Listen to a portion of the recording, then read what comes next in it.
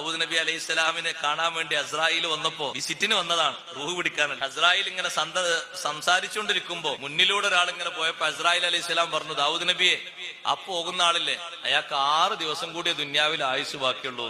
മുപ്പരത്തെ ചിത്രം ഉണ്ടല്ലോ, അതിന്റെ എല്ലാ കാറ്റലോഗും ഉണ്ടല്ലോ, ആരെ പിടിക്കണം, ഏത് സമയത്ത് പിടിക്കണം. അസ്രായേൽ പറഞ്ഞു ആ പോണ ആൾക്ക് 6 ദിവസം കൂടി ദുന്യാവിലുള്ളൂ.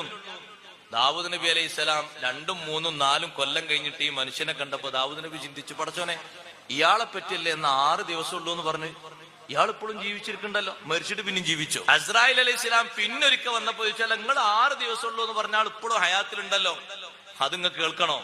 നേരെ പിറ്റേന്ന് അയാള് ചേർക്കപ്പെടാത്തൊരു ബന്ധം ഉണ്ടായിരുന്നു, മുറിഞ്ഞു കിടക്കുന്ന ഒരു ബന്ധം.